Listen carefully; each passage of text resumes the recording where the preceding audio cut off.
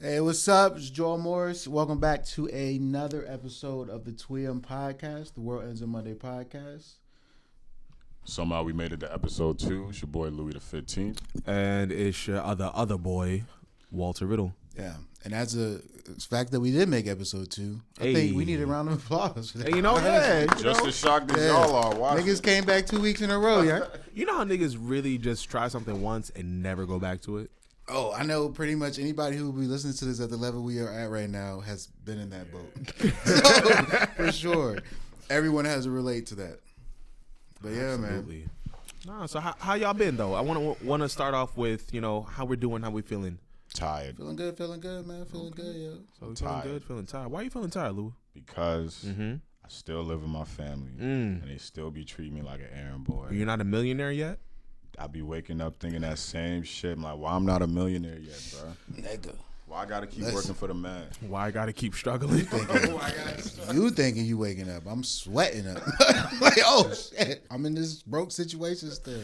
Yo, Joel over here get the... You have a mini heart attack. Yeah, Oh, man. I feel that, though. That remind me when we used to work 2 jobs, bro. Remember we worked at UPS and that other place in DC that one time? Damn. Bro, niggas was working back Shoot, then. man. UPS made the podcast. Like, son, look. When we worked at the UPS fulfillment station. That's work, y'all. That's backbreaking. that don't sound fun. That's work.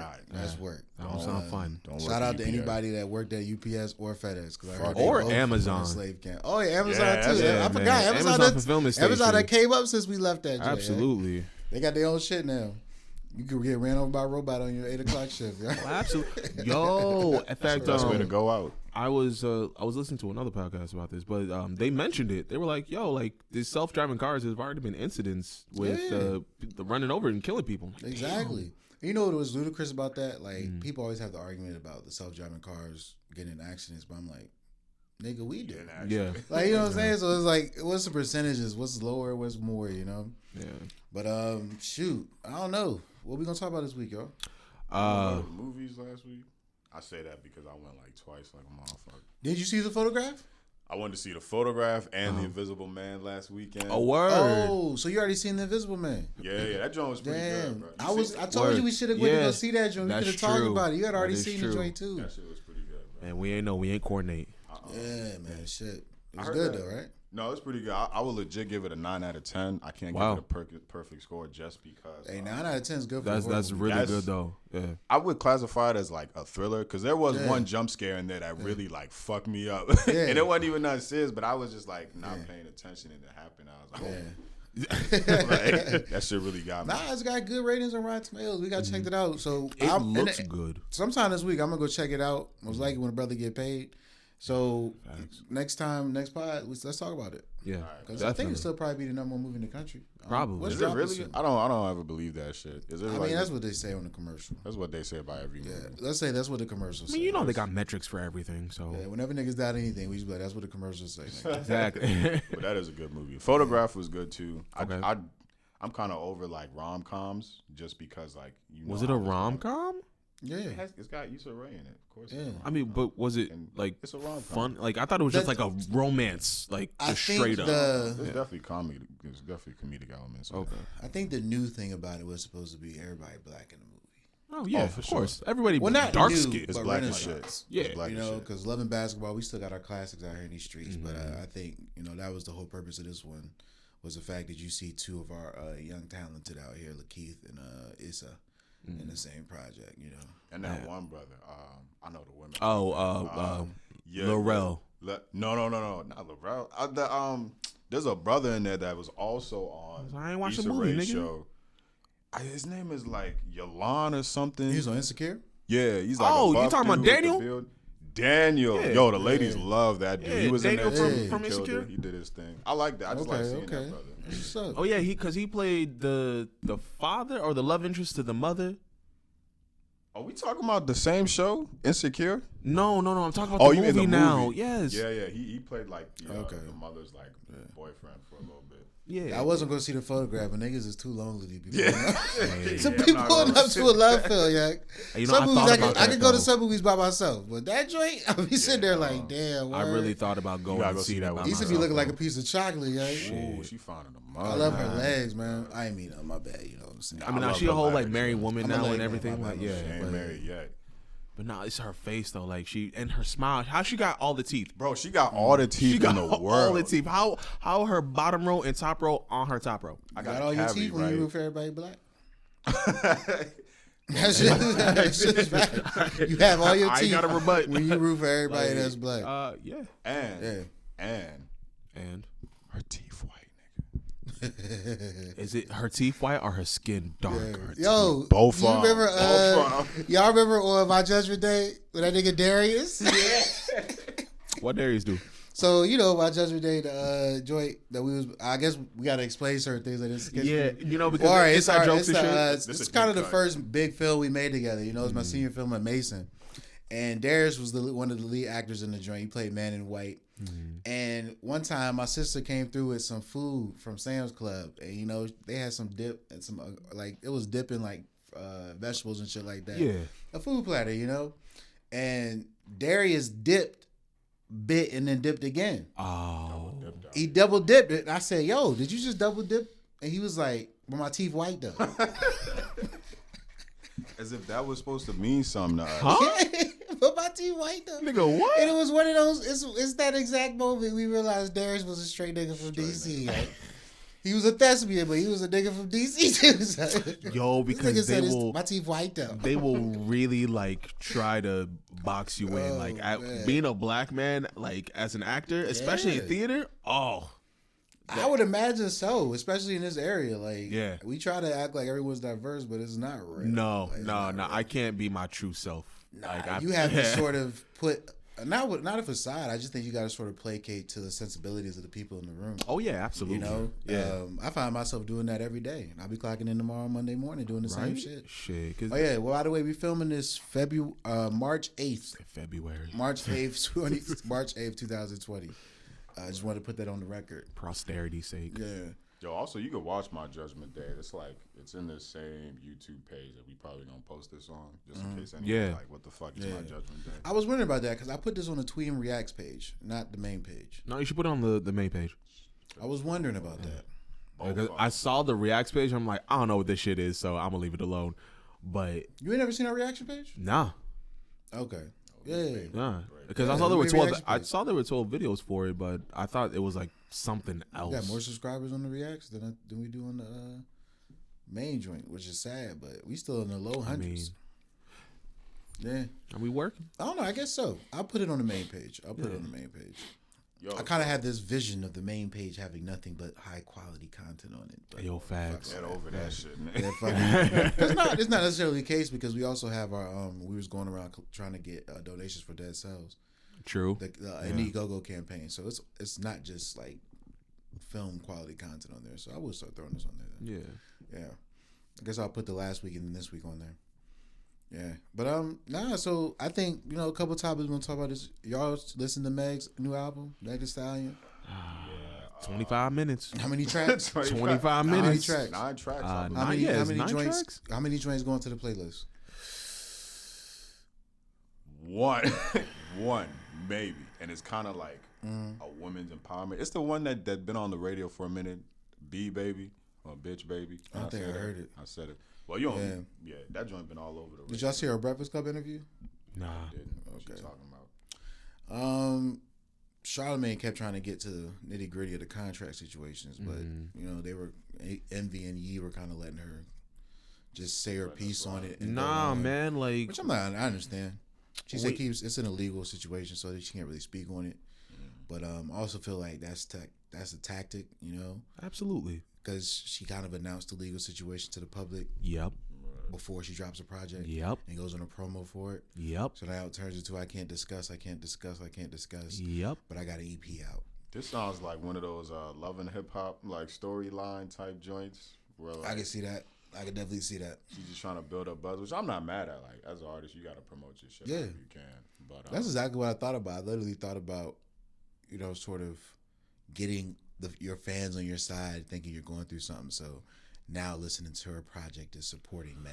But and plus the judge ruled in her favor. But like, that exactly. I mean, the judge ruled in her favor, yes. Like, but it's still like at the end of the day, you are an artist, so you got to be able to create.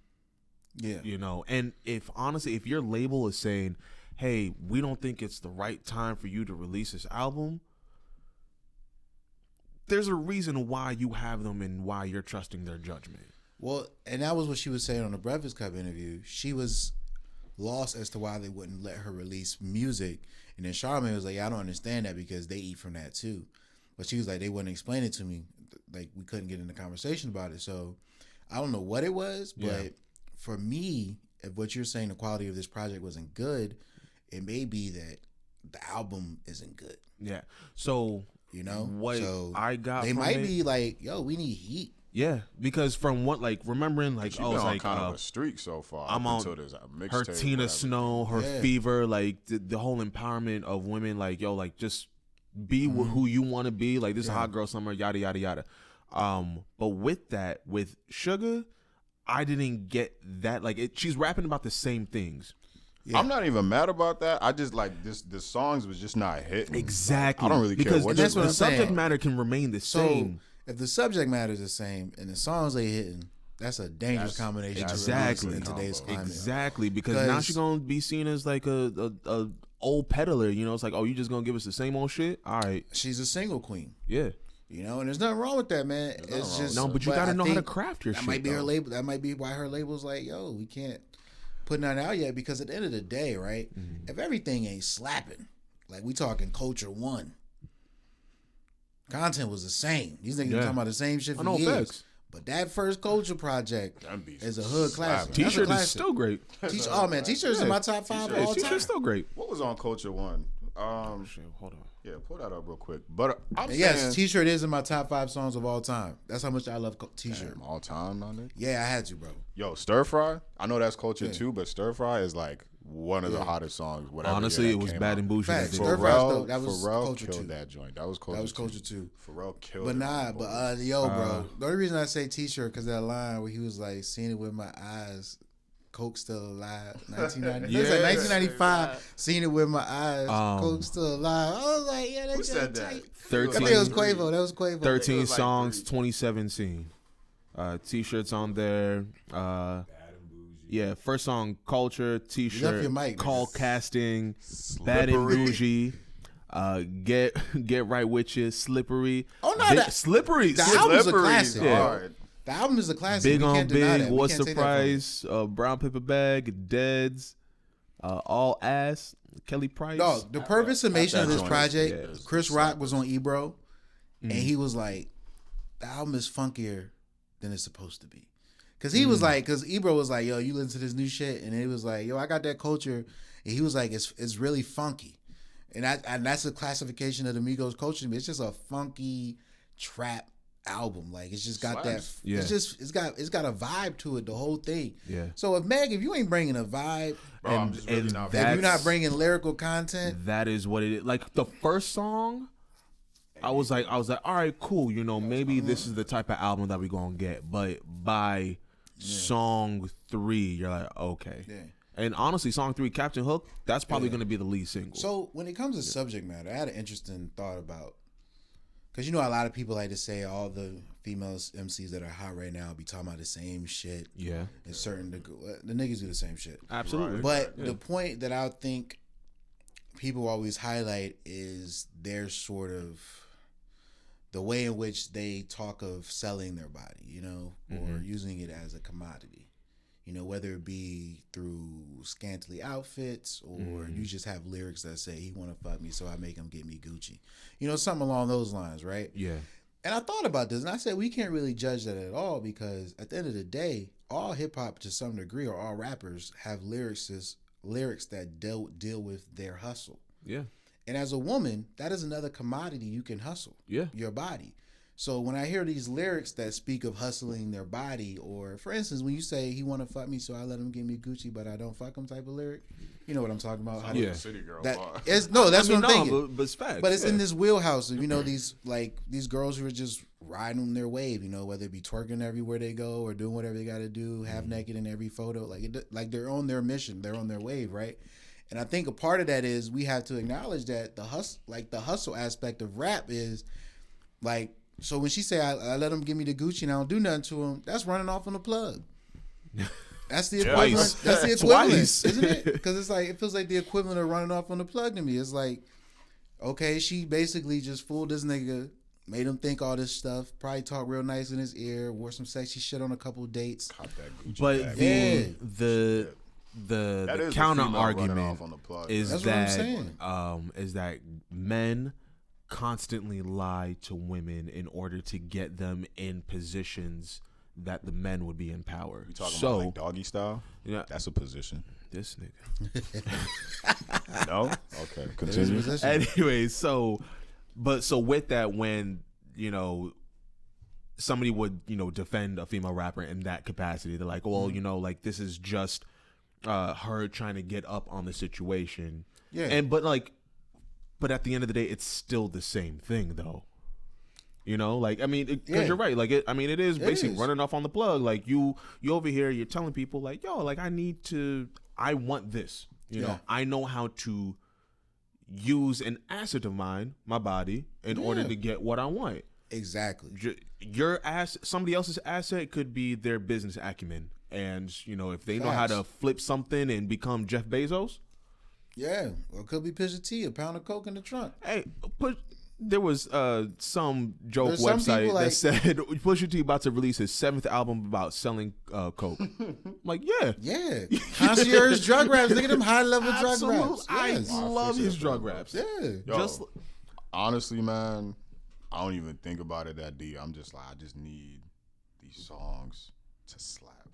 I get that. That's what I'm saying, though. Yeah, that's why I'm like, I don't even care about nobody talking about all these female rappers do is X, Y, Z. It doesn't matter. I just need that shit to slap. But that's I'm the same way though. Like, honestly, because I will take Drake talking about the same shit. Yeah. Migos talking about the same shit. But if it's that stir fry beat, boy. That t-shirt hook, that is another thing too. I'm in it. I don't think the production of it was as good as it could have been. Okay. Because nothing on that album sounded to the level that you know, Tina Snow or all the other hits that she's had. I'm with you. I'm very interested to know to what degree was her label involved with her putting this project together. That we don't know. Did she make this with some old connections that she had when she was on her mixtape shit? Mm-hmm. Or did she, because I would like to think the singles that were hot, she made them under the label. You mean from this recent album? I mean, just in general? She's been hot for the last year off a couple of joints, some features here and there. Mm-hmm. I just think that I would like to think that those are label moves. I'm not gonna lie. I don't know how much of it is Meg's networking. True. She is still new, so yeah, no, that's cool. Like, we're all artists. She seems like a really down to earth person. Oh yeah, no, she seems very bright. Cool. She seemed very well. I'm not gonna say well spoken. I hate that fucking shit.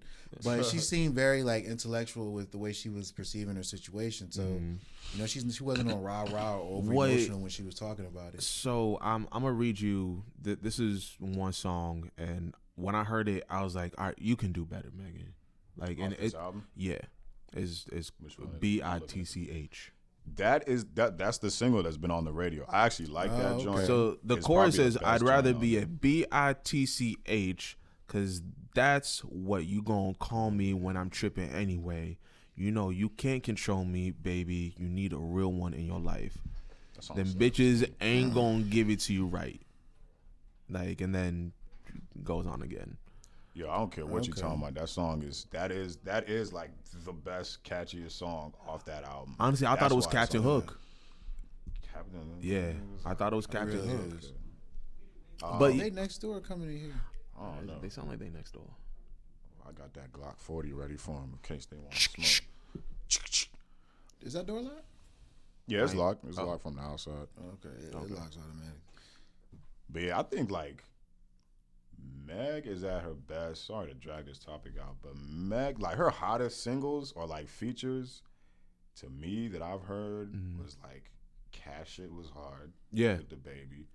a feature on Wale's Pole Dancer. That's the first time I heard. Before I even heard like Big Ol' Freak. Well, every time I heard and the baby releasing a whole project together. Yes. I would like that. I would like that. I would like that too. Yeah. Keep it short, maybe like 5, 7 interesting tracks. vibe, like do it. No. I don't want that. No, give us a full project, because give us something that we can rock out to for a couple months. I would need a whole Bonnie Clyde thing from them. Yes. How many tracks are we talking here? 13.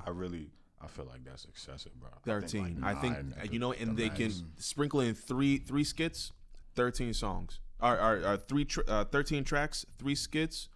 That'd be solid. 10 tracks, which is damn near 9, which is what I said. Exactly. I'm not. And you make. They don't even all have to. She would need to release her debut short. album before it though. Yeah, for sure. I would need a debut album from her before I. Oh yeah, no, before any collab shit. Yeah, 100%. Like I said, I still got to listen to Baby's joint. I mean, Meg Thee Stallion's project. Who else dropped this week though? There's a couple of people.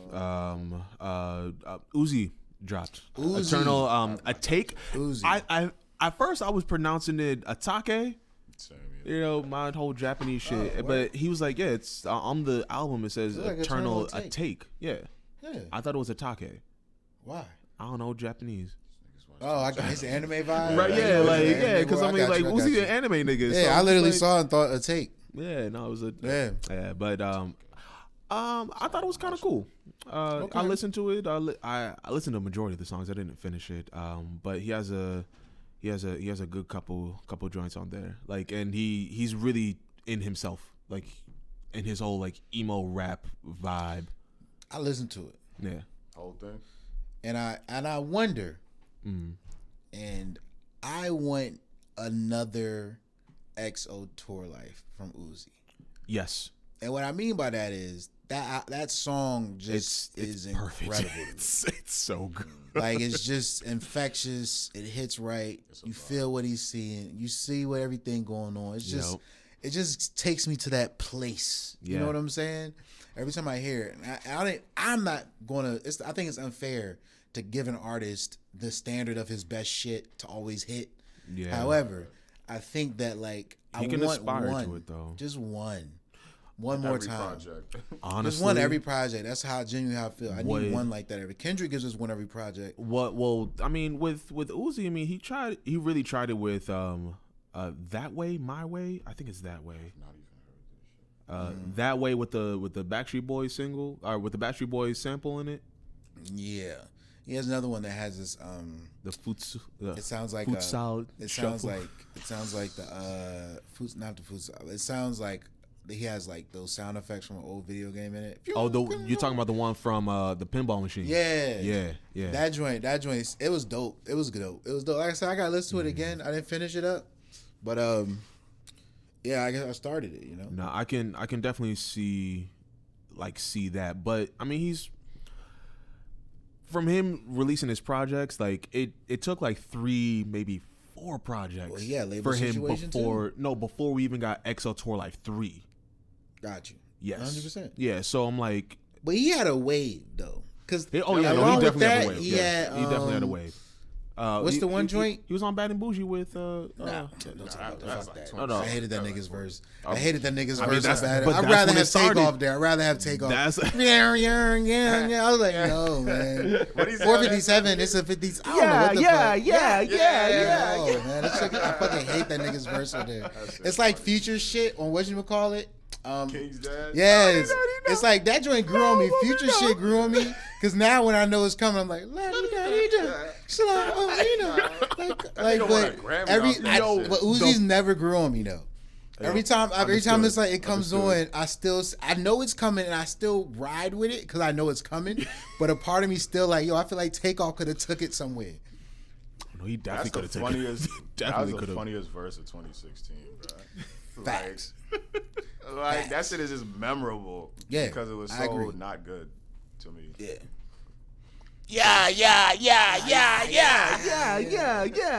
But to the point, Lucy had a label situation too. Oh no, yeah. Rock Nation I think he still does. But Jay-Z and Rock Nation came through. Yeah. You know what's funny? I realized Rock Nation's lawyers help people and they don't even be signed to them. Right. Lil Wayne.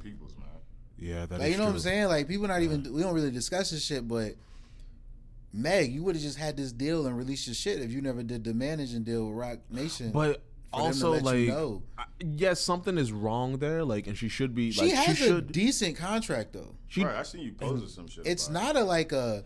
Honestly, I would. She fight gets 70% of a lot of cuts. No. The label gets 70%. Okay, this is what was confusing me about this thing I posted. Yeah, because it looked like it was saying she met what Meg gets.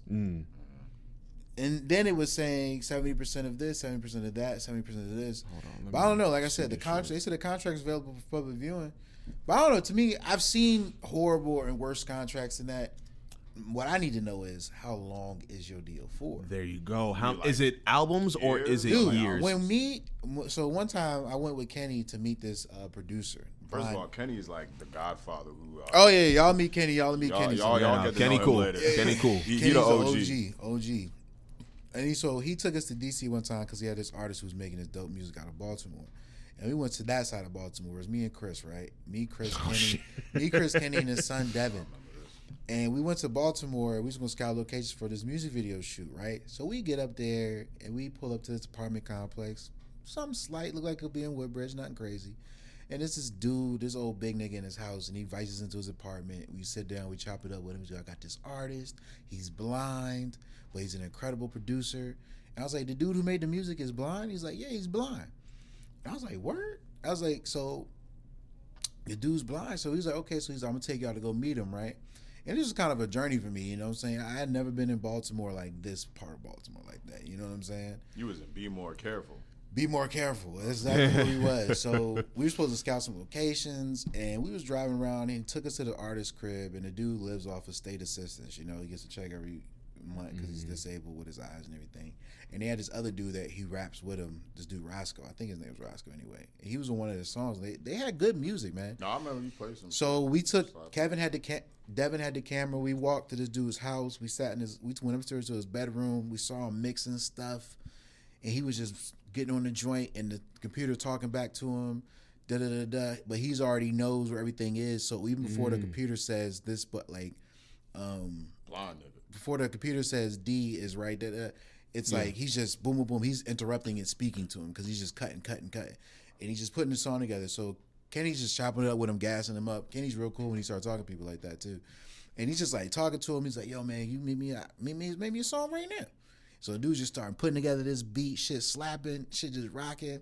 And the dude that rapped with him and everybody's rocking out to the joint. And the beat he cooked up was fire. Word. Like I was like, yo, this dude, I thought I was watching some Savant shit because like I say, he's just boom, boom, boom, boom, boom. So he's doing all this stuff, and so his bedroom's like this small, like it's a small Baltimore duplex, you know? So I go and I step out the hall into the hallway where his I guess his label owner was, the dude we initially met that took us to his house. And I'm like, yo, this shit fire. Kenny's still in the room. We all bopping our head, the joint blasting through the hallway. And the dude leans into me. And I'm like, he's like, yo, this shit is dope, right? I'm like, yeah, man, this shit is dope. Yo, damn. And he's just like, yeah, man. And I got him signed to a 99-year contract. And a part of me wasn't sure I heard it right. Oh, what? Because when he said 99-year contract, part of my brain literally just said, what? Nigga? Record scratch. Yeah. So, long story short, we wrap everything up. We leave the house, and, you know, we talk to the kid, everything, and we start conceptualizing what we might do for this single that they got. Yeah.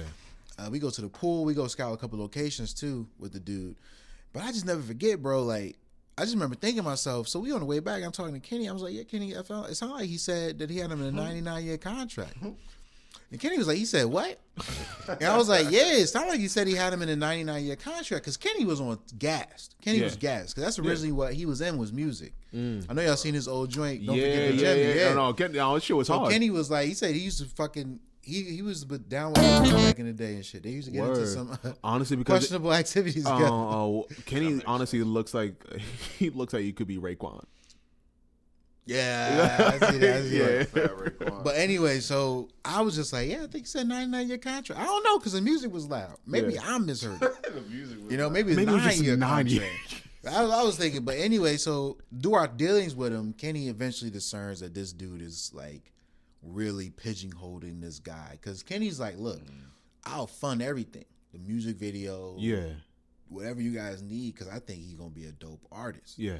And in my brain, I'm like, yo, we can make this like the Metro Boomin, Ray Charles meets Metro Boomin. Yo, facts, yeah. Stevie Wonder meets Metro Boomin. That's how fire his abilities were going to be once he hit the scene. Yeah. So Kenny was like, yo, let's get a contract for some music videos, maybe some other stuff. And then the dude kept talking to him funny, where it was just like, well, because then Kenny would come talk to the other, because basically the dude wanted everything to be in his wheelhouse and his control, but he had no capabilities to get anything done on his own. So it was kind of like... So he was kind of like leveraging the fact that like I have this talent right here, and he trusts me because he's this blind kid, and I've been with him. I gave him all the equipment that he has. Like I provided all this to him, you know, just for him to get this start going. But now that he's got it, I think, and I understand that, because a part of it is like I don't want him to leave me. You know what I'm saying? I felt that loneliness to that type of thing, and you hear this oftentimes, like with Nicki Minaj's old label. He was on the Breakfast Club one time. He was talking about her old like manager or whatever from her label, and when she started to get a certain type of buzz from a certain type of situation, he just kind of got left out in the cold. I think it was Nicki Minaj, but yeah, he just kind of got left out in the cold. So when I was listening to this Meg thing on the Breakfast Club, and I think I was really paying attention to the interview because he's in there like, well, what is your label done for you? Yeah. That's what Charlamagne asked. And she was like, oh, they was always there for me. They was always looking out, whatever, right? And then, because he said, apparently the dude who was managing her was like, they spent a lot of money on her. Like hundreds of thousands of dollars, right? And Meg was like, where? Like, where'd you spend the money? Right? Yeah. This was the same interview? This is the same interview. And he's like, where'd you spend the money? Because she's basically saying like, they're saying that they spent that, but they can't provide us receipts. They can't show us all these things. So part of me is like, well, Meg is they probably slid something to the DJ to play his shit here. Yeah. Did some stuff here. It wasn't on the up and up. Most likely, I mean, they were probably over here having like lunches and dinners with people. Like, yo, like this is who it is. It's the connections. But it's literally, that's probably the type of label she was with. Yeah. Was essentially just some niggas making things happen for her. Yeah. And now that she's coming at it from this legal standpoint, she can kind of box them in, because they probably don't have a lot of things on the books that they've done for her. It's probably a lot of shit off the books. Yeah. So I was very interested in that part of the discussion, and Charlamagne tried to dive deeper, but Angela Yee and them kept pulling her out of it and letting her kind of come back to the, well, you got next. Trying to protect and her. DJ Envy eventually was like, well, she got to get out of here. She got to go. And I'm like, who the fuck? I don't like what DJ Envy be doing that. He was trying to cut the interviews off. But it was just interesting, man. So like, I was just thinking about that. Like, so like I said, when these young people get these talented individuals and these vultures come in, you know, I need to know, Meg, did you sign a 99-year contract? Yeah. So I found her contract. Excuse me. But you're right though. She is getting like 70% of like tour and merch and whatnot. Labels getting, that is great. That's what I said. That's why I was like, but I know 70% of 100 is pretty damn good. Yeah. That's what it said. It said Meg gets that, right? Yeah, Meg gets, this is on Pitchfork right now. Despite Crawford's claims to Billboard about the untruth of the claims in Meg's suit, she acknowledged the 60-40 recording royalties split as well as the 70-30 touring income split. He denied any involvement in drafting the legal assigning responsibilities to two other parties. But yeah, no, she gets 30% of her toured income, 30% of her merchandising, control of her merchandising rights, and a cut of such passive income as sponsorships and endorsement deals. So yeah, they're getting 30%. The splits, they start at 50% for publishing. No, her publishing was split. Yeah, her publishing is 50%, but everything else seems like it's a 70-30. That's not like, it's not bad. No, compared to some of these old joints, yo. Be vulture contracts out there. In fact, it was really interesting because I was about to sign to an agent, and I looked at the contract and I was like, all right, you know, it's cool. And they were like, all right, we're gonna help you, you know, go to like New York, Miami, whatever. Wait 1 second. Sorry for the interruption. I'm on me a chicken sandwich right now. I was thinking about Chick-fil-A earlier. See what I told you about going to McDonald's, man. If they were real, they open. Yeah, they real Isn't close. That we all think of Chick-fil-A on Sunday? Yeah. I kind of gave that up. I'm gonna have it Monday morning. No, I did pretty good though. I stayed away from them for about 6 months. Yeah, I'm kind of staying away from Chick-fil-A. Anything fried, really. I feel you on that. Yeah, I'm trying to cleanse my colon and whatnot. Cleanse my colon. But with this contract that I saw, you know, it was pretty decent. You know, they said they tried to get me into certain places and all that good stuff that it comes with the agent. But what was really, you know, stark to me was they said the contract was 5 years. I'm like, okay, you know, that's a decent amount of time right now. And then they said if you happen to book a reoccurring or a principal role on a show or film, movie, whatever, that the contract would extend to be the length of the time that you spend on that show or film. And when I saw that, that's when I got rather scared, because say like you're in year 4, you know, you've been working, it's not like, and especially if you get something yourself and they decide to latch on to you, you know. But I understand, like, within the industry, sometimes it sounds like it might be standard, though. No, I mean, that it might be standard, but it's almost like, as a smaller artist, why would I sign that when I know it's standard and I can get it from a bigger agent? Got you. Yes. Yeah. So it's like, yeah. So I guess what you're talking about is essentially like, if I sign onto this shit with a Atlantic record, yeah, versus signing onto this shit with a 1501, you know. So I guess to that point, Meg's argument might be, nigga, I will make your label something. Yeah. Right? Because the label's nothing right now. I didn't hear of it until Meg was on. Yeah, that's true. So I guess her point is, I'm your starship artist. Yeah. Equity.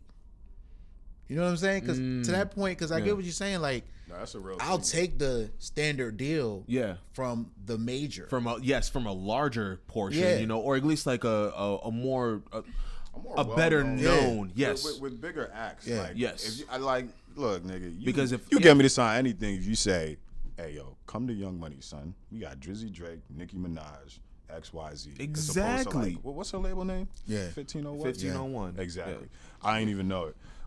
Honestly, they said 1501, and I thought of 1500 or nothing. I'm just like, those guys are really good. Why would they be screwing people over? And I thought that was a subsidiary of like Gucci Man's label. So is there somebody else that we know signed to them? What, 1501? Yeah. Let me check right now. Because like I said, I get that. Like, is this dude that we met up in Baltimore? He couldn't do anything. Kenny offered to do things, and the dude didn't want to give up that leverage with the artist. Because the artist couldn't move because of his contract. Like, the artist he was in a slave contract. So his master didn't want him to pop unless he knew I was gonna be there. I'm not gonna renegotiate nothing. I'm not gonna do anything like this. I don't know, man, because it's like, the nigga could sit there forever, bro. Because I said to myself, first thing when I heard his music, which was right away made me suspicious, I was like, why doesn't he have a SoundCloud? You don't have a SoundCloud? No, because dude is like really holding. He had one, but he didn't have none of the bangers we was listening to on there. Oh no, that's a problem. And that messed me up because he had covers and shit, like remixes of songs and stuff they did. But the joint that we heard his original music, original beats, I was like, yeah, Meg is definitely the biggest artist at 1501. It's Meg Thee Satllion, Rally Rose, looks to be some white girl. D-Raw, some light skinned nigga, look like Blueface. Kiana Lisa, and that's their featured artist. Yeah, but the other flip of this is, Meg, you really ain't nobody yet. No, not yet. Absolutely not. If the potential's there. Oh, absolutely. No, like she's rising, but it's like, I think she wants what the baby got. Well, because the baby, the real Ghost joint, the people who produce his music videos, I think he has equity with them. And like he owns, like he's the part owner of the company that does everything. Because Real Goat shot the video for Hot Shower. Right. That was Baby's production house. Really? Yeah, for Chance Houston. You know? Yeah.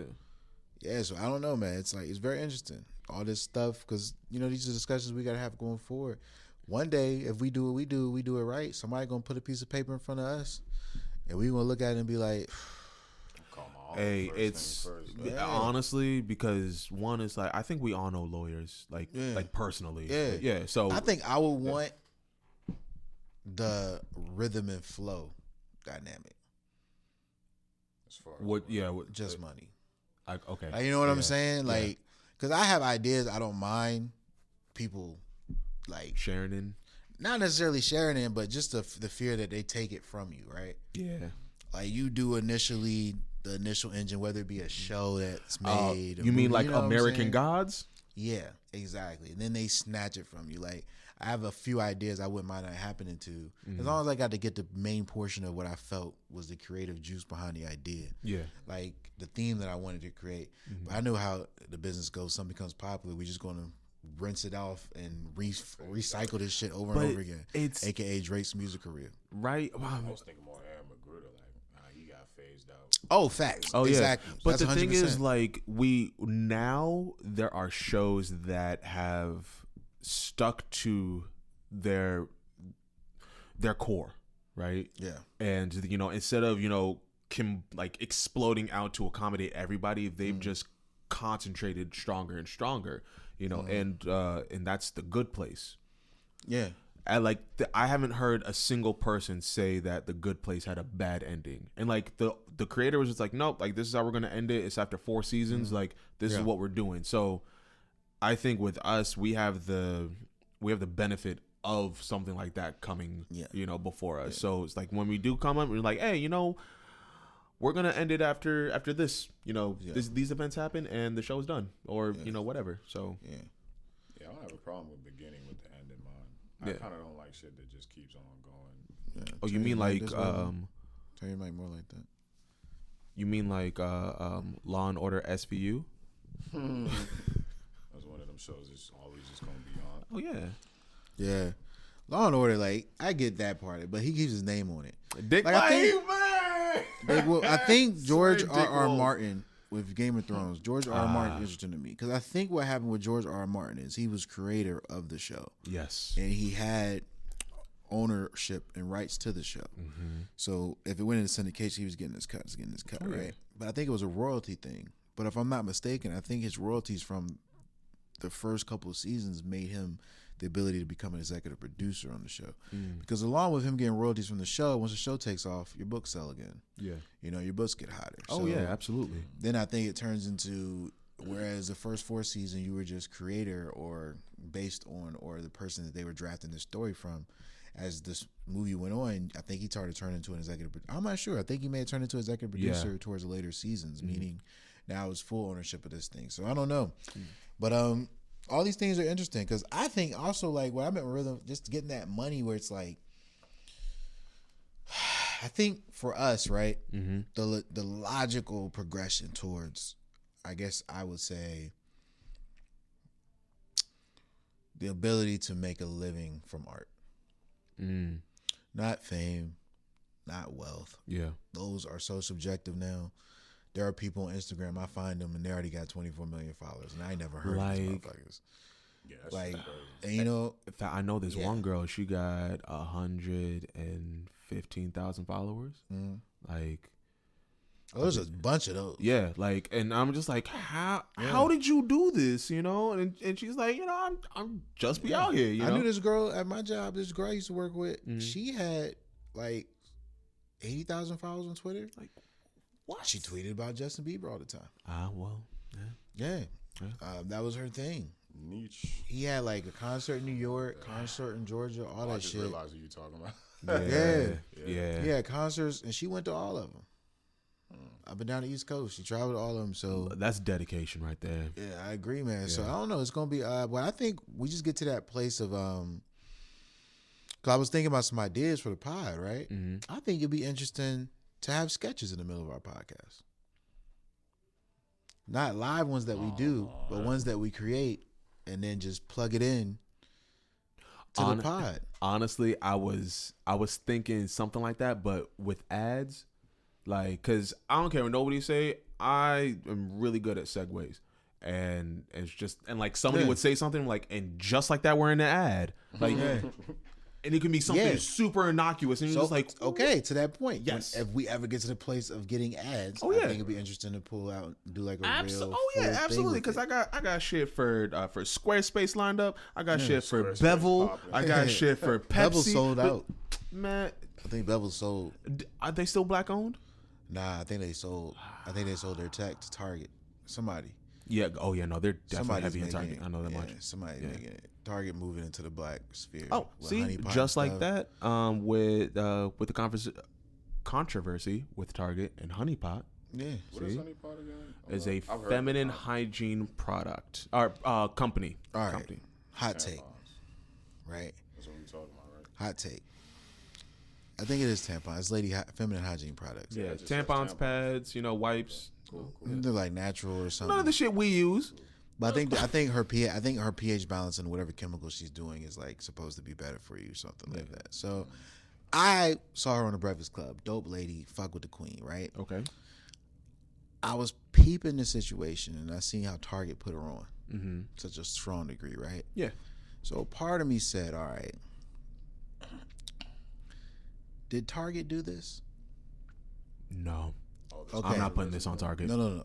And this is what I mean, right? Mm-hmm. Target makes the ad. Yes. Releases the ad. Yes. They bring the attention to the ad by talking negative about the ad.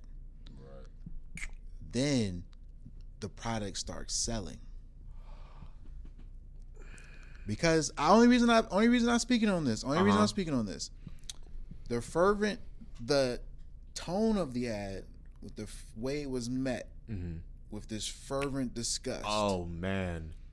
So when I saw that, it was horrible. It was horrible. And I genuinely believe there may be some authenticity behind that. Oh, absolutely. But we live in the era of you can get bots to do it for you. So I'm not saying they did it. But a part of me wants to know, because to me, it's a marketing strategy. Nigga, that's some deep state shit you talking right now. Is it though? Like, honestly, like, why would we be surprised? Like, this shit happens. No. I'm like, I wouldn't be surprised, but like, shit with the deep state, like shit with like undercovers, you're not surprised. The problem with bringing up a thought like this, right, is you then all of a sudden become the nigga who's saying racism isn't real. Yeah. And that's not what I'm saying. No. It's not. It's not. Yeah. That. You the spokesperson for racism is real. What the fuck you talking about? Some people don't know that, right? Y'all gonna learn. This man Joel Morris. What I'm just saying, like, I'm just bringing it up to like, because when I saw it in the way it's sold out now and across the stores and online, a part of me is like, didn't just Target win? Oh, absolutely. That's a dub. Yeah. They did nothing but win. Yeah. So to me, when I see stuff like that, I'm thinking, because I'm not gonna lie, and this might sound crazy to me, crazy to some people, right? But when I think of Target, I'm not thinking about that crowd. They go to Walmart, yeah.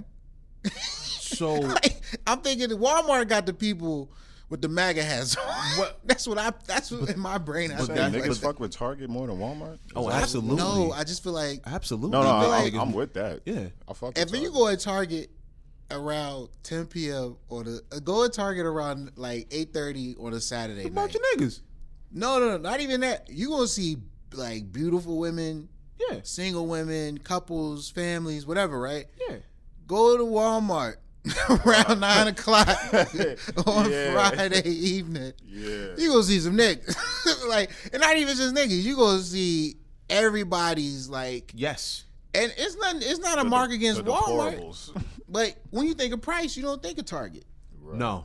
Target's a little more. Yeah, that's what I'm saying. Target's cleaner and their floors are nice. It's like, bro, Walmart versus Kmart. Kmart was the hood. Y'all remember that Kmart in Del City? Kmart was ratchet. When you walk up in That Kmart held on.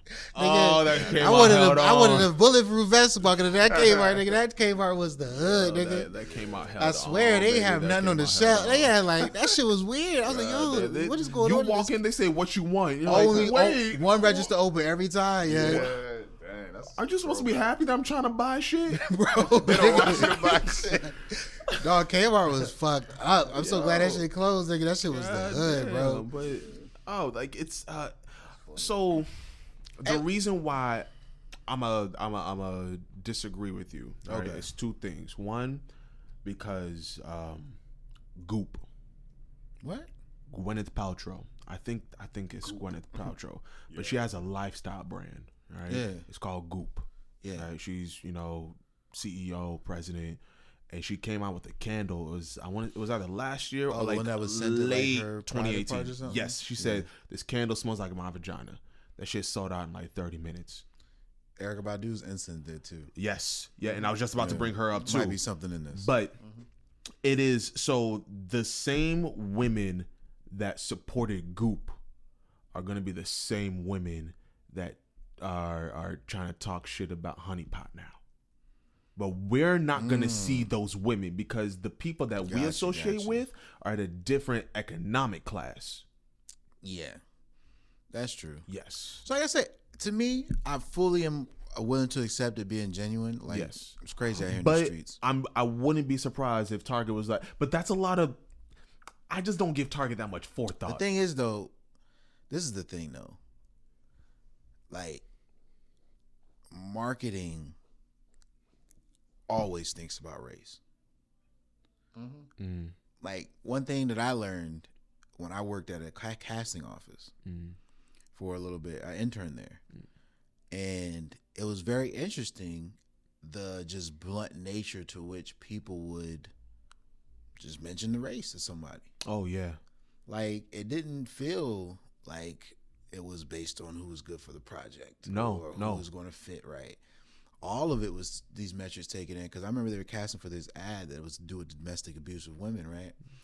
And the dude was going through the photos of all the women who had auditioned and done everything right. Yeah. And next thing you notice, he threw one of the black women away because he said, we already have like 2 black women. I don't want people to think this is a black woman problem.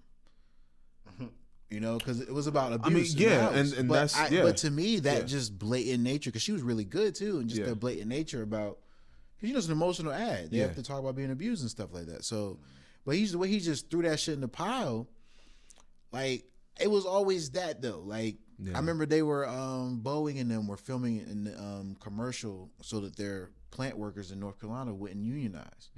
I think it was some airline, right? But they didn't unionize. Most of the majority of the workers were black. So in the commercial, they wanted a 60-year-old black man. Yeah. Talking about why unions are bad. Yeah. So it was playing on those metrics fully. So I'm not going to say it's above Target.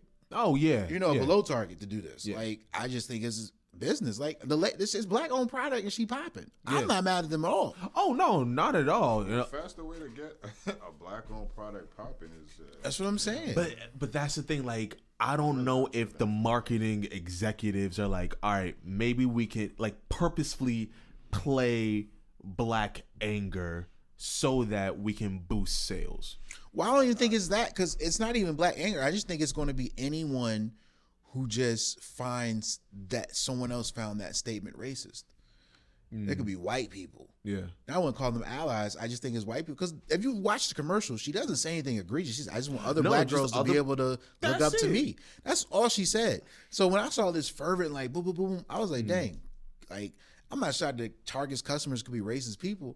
But to me, it was just like, yo, I think it's more like someone going like, yo, this triggered racist. And if you're a white person, you're like, I'll buy her products. Yeah. Like, you know what I'm saying? Just because it's like, I don't want that level of, because the same person who says that, if someone says you're all white people do da-da-da-da, right? No. Those white people may be like, yo, that's wrong, that's racist. But I think when they saw, even those white people, when they saw that commercial, was like, what did she say that's so bad? So, you know what I'm saying? I just remember that there was this girl who posted one of her friends, or some. What the runtime is? You said what time is? No, what the runtime? How deep in are we? It's 54 minutes. Okay, yeah, good. This nigga trying to get out of here. That's what I'm saying, bro. I'm like, are you here, bro? You on your phone and doing everything else, eh? Right? Damn, nigga. Watch the camera. Somebody gotta keep track of the time. Watch the camera. I mean, we just supposed to be engaged in the conversation, right? Come on, man. But this one girl was she posted the whole Target thing, right? And somebody that was one of her friends on Facebook replied and was like, I don't know why they're bringing race into this. If you're a business owner, they should just highlight that. You know, it's this white woman. And so, this girl was like, hey, well, I mean, like, she didn't really bring race into it. She just wanted young black girls to see that another black woman is successful. Yeah. You can say the same thing about white people, honestly. Nobody's going to trip. Like, no. Yeah. But then, like, well, that's my default. Whenever someone says, I just want young girls to look up to me, and you're a white woman, you're thinking about young white women. The whole point of us wanting representation is young black girls can look at a white woman do something, and they're not going to say to themselves, well, I could do it too, depending on what the wheelhouse is. That is very true. So to me, I'm thinking, that's why you needed a black woman there. Like, but because Gwyneth Paltrow would have inspired, what's her name, the young black girl from such and such, if that was the case. And I don't think that was the case. Gwyneth Paltrow is not motivating her. That's as wonderful as she might be. Yeah, but this lady, I can't think of her name, but the owner of Honey Pot, like when she was Breakfast Club, I was like, this is a sister right here. But the really, it's like it's how I feel when I see Ryan Coogler. Really they let a real nigga make movies. Weird, or at least like telling part about this whole like Facebook exchange was this white woman was like, my kids are mixed. I can say X, Y, and Z, and nobody should be looking at you based on color. Blah blah blah.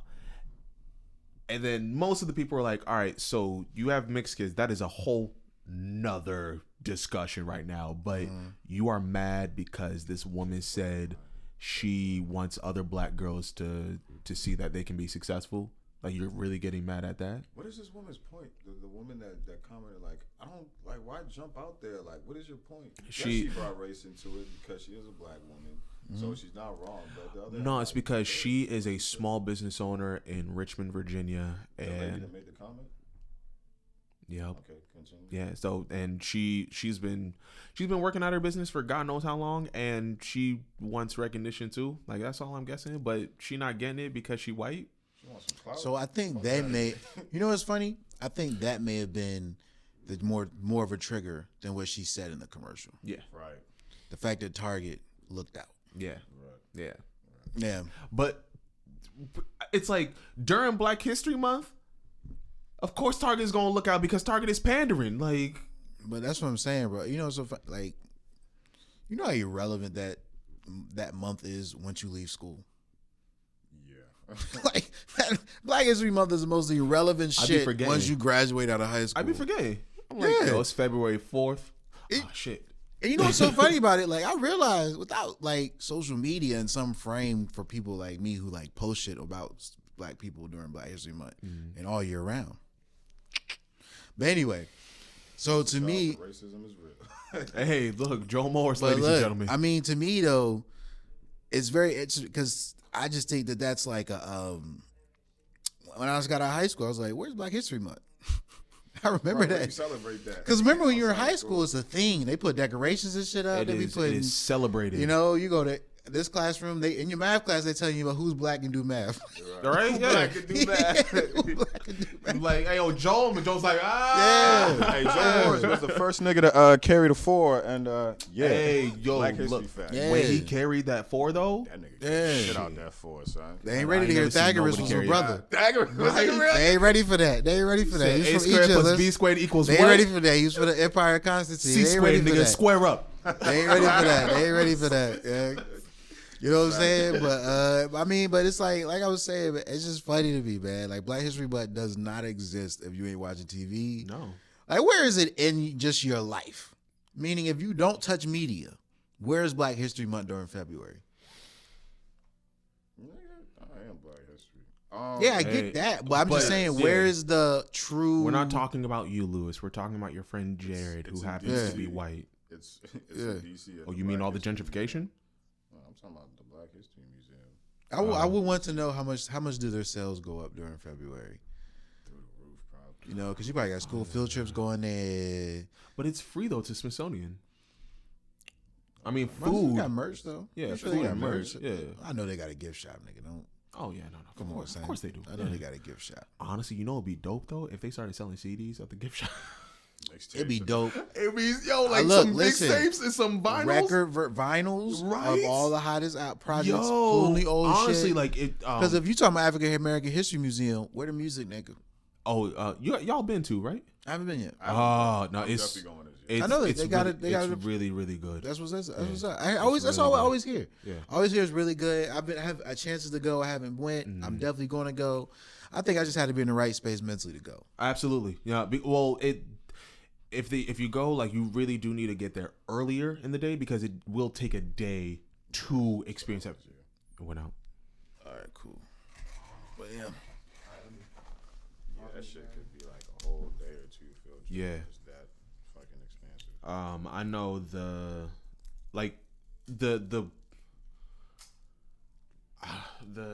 I don't know, not the variety, but the span of shit that they have. That bitch like what, 4 levels? It's 4 levels, but they have everything from slave cabins and Emmett Till's actual casket. God damn. To Michael Jackson's like outfits. That's the first place I'm heading. Like it's like the swath of Black history that they have in there is so wide, man. Good. Yeah. It should be. Oh, and the lady's name, the CEO of the founder, I'm sorry, of Honey Pod is Beatrice Dixon. Yeah, that's it. Beatrice. Yes. Beatrice Dixon. Beaches? Oh, you got beaches? You know Beatrice and them, right? Sorry, ladies and gentlemen, we still don't have a producer running the camera and shit, so I'm kind of doing dual duty here. And you know, look, independent filmmakers. We need a doing Jamie, shit. damn it. Exactly. You know? Hell yeah. Yeah, man, shoot, yo. Like, It's comment, alright. and subscribe. Yeah, for sure. It's all right. Yeah. Man, but it's the African American history. It is I gotta get museum in there. I gotta get in is- there, man. It is absolutely incredible. I have to get in there. Yeah, man. No, we got to take a field trip because I want to go back there. I know there's some shit that I overlooked, and I definitely want to take a second look. I was thinking, man, we gotta do shit like that in a vlog. Absolutely. Yo, first vlog. All right, I'm letting y'all know now. R&B only. All right, it is a concert series or like a party, series that travels all around. April 11th. That is a Saturday. I'm gonna be Birthday, in April 12th. It's a what? Son, it's a Saturday, What month? April 11, Okay. because his birthday was the 12th. Were you not listening? I know when this nigga birthday is. Do you? Yeah. April 12th, 1990. What the fuck? Hey. I thought he was about to mess up. But it's a massive party. It's gonna be up in Fillmore, up in Silver Springs. Straight R&B, huh? Yeah, man. Look, get your grind on. That sound like a place where Might be interesting. You sent me something on Facebook. Yeah. That passed this past week. Yeah, black men. Yeah. Yes, Something yes, like yes. that, yeah. Man, I was mad I couldn't. R&B. Look, you about to find yourself some fine ass honey there. Yeah, I know, but I'm like, yeah, that would be the real reason for going. What? This is for the women's. Yeah. Yeah. I don't know. I just didn't think like events. Like I think of There's the a- Women's March. Yeah. That would been a dope vlog. There's a Wings Festival that's coming up March We recorded 21st. stuff, but I wouldn't say it was like because I didn't have a mic on my camera that was sufficient enough to catch good audio. But I just think like events like that, where it's something that like I said, we spent all day in the Natural Black African American History Museum. Just have record of it going back and forth. What happened after that. I think all the dope black shit. Black Panther 2 drop vlog after you go see it. Just moments like that, man, where shit like that in the culture just go whoosh. Yeah. You just be like, yo, all right, we going there. No, we gotta. Mm-hmm. Yeah. Yo, so like there's so many interesting things going on right now that I don't know. Like so many topics to dive into, so many things to talk about.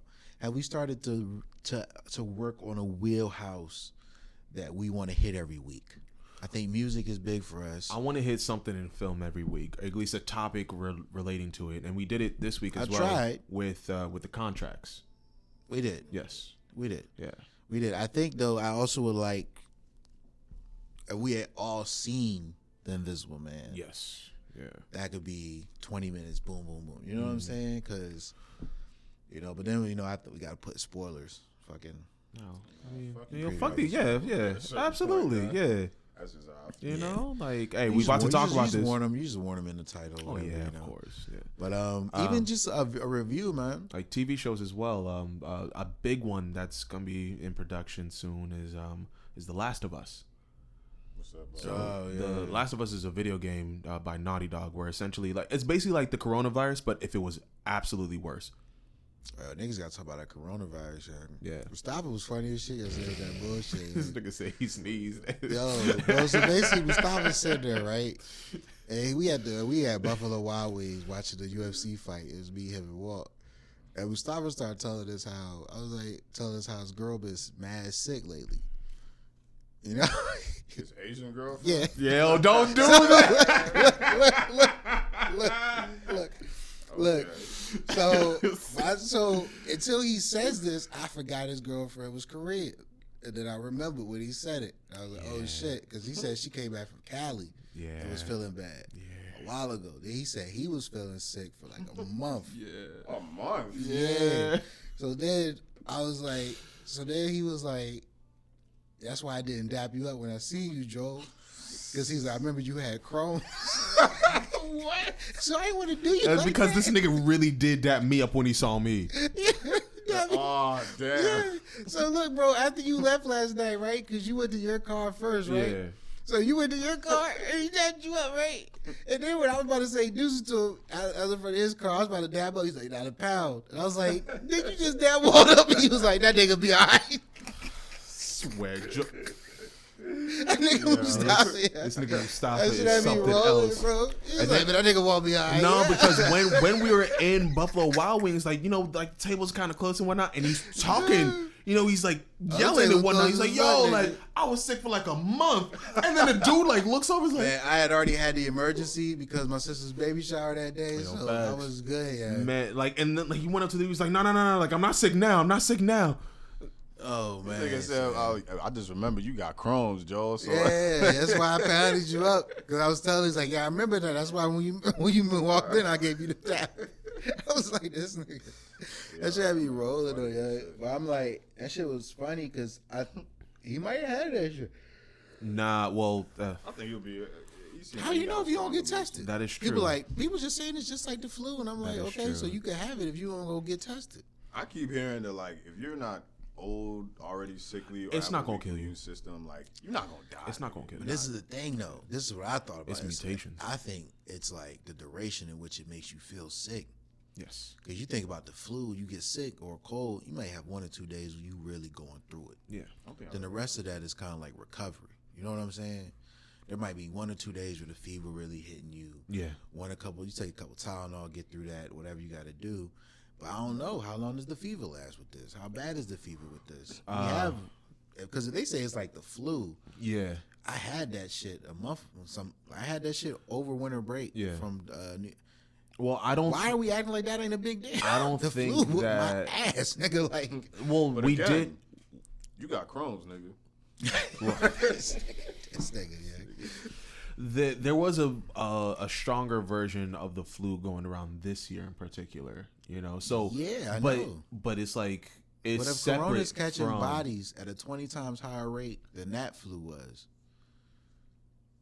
shouldn't we be a little concerned? I mean, no. Like, we definitely concerned, but at the same time, it's like, and the White House is mishandling this shit. The White House has been mishandling shit for years now. But nah, bro, I don't think people get it. I saw this joint on the Washington Post feed on YouTube, and they was just doing a compilation of all the conflicting reports coming from them versus health professionals.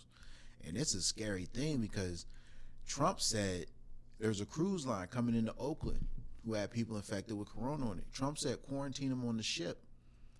People were like, you know what happened in Japan, right? When they did that, it went from 330 people infected on the ship to 632 because it just became an incubator. Yeah. Right. So the health professionals was like, no, get them off the ship and quarantine them properly, but we got to get these people off the ship. Yeah. And Trump was like, nah, why would you not just deal with it on the ship? And they're like, because of what just happened in Japan. But that's what I'm saying. This is the dude running shit, bruh. Yeah. And to me, because they said right now, 350. Number infected? They announced one person in Washington a week ago, 2 weeks ago. 2 weeks ago. No. That's in Virginia. The Marine has it in Virginia. Yeah, I thought that was because I saw yesterday that they were that Muriel Bowser was releasing information or having a press conference or whatever, and then that's when I start hearing about this Marine. So I'm like, that's Virginia though, right? No, well, I thought that was the DC scene. That's why I was confused. No, Washington State. Okay. We heard about the yes, first case in Washington yes, State yes. 2 weeks ago, and now it's 350 infected in the U.S. 15 dead in 2 weeks. You talking about in the U.S.? In the U.S. 15 dead. Yeah. Really, I didn't. 15 dead. That's what I saw. That's the latest report I saw today. So it's just wild to me. I'm like, okay, we say it's old people, but I'm like, nigga, we got those in the fam. I ain't trying to pull it to my aunt's funeral because she died from corona. You know what I'm saying? Because then I'm also there like, is she still? Can I get it? I'm serious though. Like, you got old people everywhere. Bro. Well, I mean, that is how Ebola was spread. When people die, like it's still on their bodies, and then when you're handling them, it's very, very easily transported. Yeah, but we had a real president when Ebola hit. Yeah. Well, I mean, Ebola was also not in this country. Nah. Yeah. One person died of Ebola. Yeah. From what I remember. Yeah. This joint already got 15 bodies 2 weeks into the game. Yeah. Well, see, the thing is, and I think the reason why a lot of people are, why the media is so focused on it is because from the health professionals, we don't have I want to say reliable cure for it. Like, at least like treatment is like, all right, we know how to treat it, and we know how to fight it. They're a year and a half out from vaccine. Exactly, and that's really what I'm looking at. I'm like, all right, when they say like, oh no, we have like a shot for it now, I'm like, all right, cool, we're good. Yeah. Right now, it's like, I don't know, stay away from people, wash your hands every day. Yeah. Treat it like the flu, but the problem with that is, if you do get sick, right? Yeah. And you go to the hospital and you got the corona. They put you in the bed, they give you the IV drip. Yeah. They hooking you up, they giving you everything to get right. You get through the joint. You say you stay for a couple of days. It's all good. You was really feeling it. And then, but you got the health insurance to pay for it. Yeah. But then you get the shit and you don't got the health insurance to pay for it. You treat it like the flu, which means you got to get your lonely ass up, go to the grocery store yourself, get your own NyQuil, get your own everything. And you sneezing through the store, doing all this extra shit. Ain't no quarantine in this bitch. Nigga, you sick. And next thing you notice, everybody who hit that aisle that day got the joint. So, to me, it's just like, I don't know, man, because I'm usually not one to fall for the media-driven hysteria and always trying to keep a cool head as you observe a situation. But I think that there's a cynicism we have about these things because of how many versions of it we've seen. Yeah, facts. And that cynicism is dangerous in American hands. That's all I know.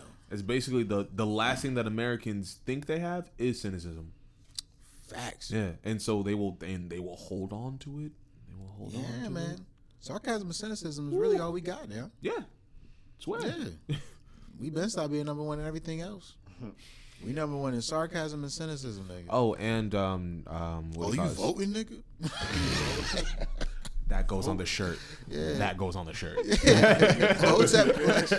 Hotep line coming soon. Yeah. Oh, you still believe it works? I see you still eating that swine, my brother. Just like that, we're in an ad. Yeah, exactly, man. 100%. We're just like that, man. But I was thinking like, cutting away to some sketches and stuff. Yeah.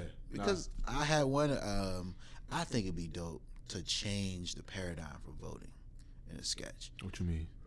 You have someone you go into a booth, right? Uh-huh. And I want to shoot it like from the booth's perspective. Okay. And you see the questions on the screen, but it's like a see-through glass thing. Yeah, yeah. And the questions are simple things. How do you feel about homelessness?